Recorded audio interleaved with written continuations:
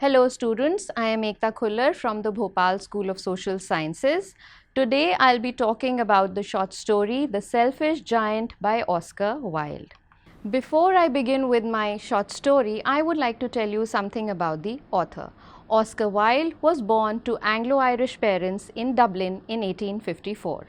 From an early age, he showed remarkable intellect and a great flair for languages. He is the author of some famous works, The Happy Prince and Other Tales, The Picture of Dorian Gray, A Woman of No Importance, and The Importance of Being Earnest. Now, moving on to the plot of our story, The Selfish Giant. The story is set in a village where every day after school, a group of local children play in the giant's garden. There they enjoy fresh fruits, beautiful flowers, and sweetly singing birds, as well as a comfortable open space for their play. This scenario is also enjoyed by the trees and the flowers which swing with the breeze and with the playfulness of the children. However, their idyllic playtime does not last, as the giant who owns the garden returns home from a vacation of 7 years. And in his shock and outrage at finding intruders in his garden, drives the children away. Selfishly, he proclaims that it is his garden and the only person who should be playing in the garden is he himself.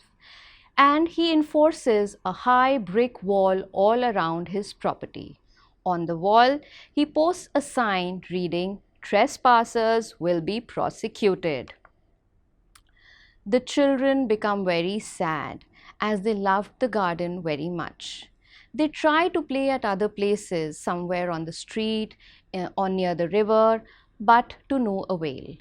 They find themselves continually drawn to the garden where they used to play, and they spend their afternoons simply loitering around the walls, wishing they could return to the garden.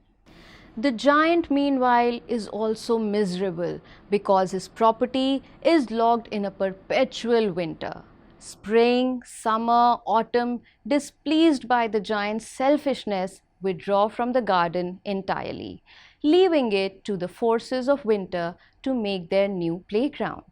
The snow, the frost, the north wind, and the hail make mischief all over the giant's property, disturbing his peace and keeping his garden lying dormant all the year round. After about a year of this terrible winter, the giant is awoken by the sound of a linnet singing outside his window. He looks out to see that the children have come to the garden, having sneaked inside through a hole in the wall. They have brought springtime with them, and the garden is flourishing once again.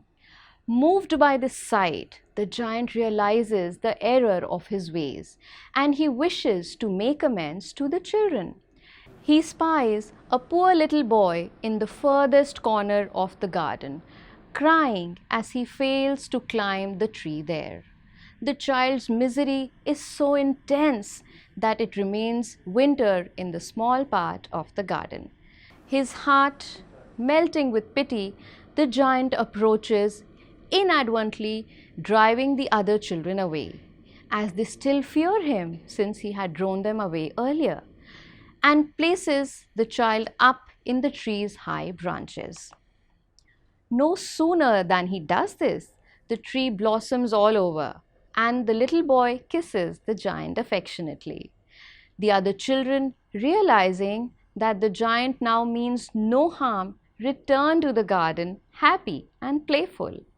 The giant knocks down the wall around his garden, and henceforth his property is open to the children in the neighborhood.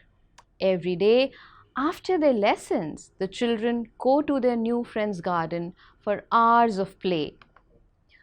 Over time, the giant comes to cherish the children far more than anything else, even more than his garden. He has benefited from their friendship, and in his old age, he finds no greater pleasure than watching them play from the comfort of his armchair.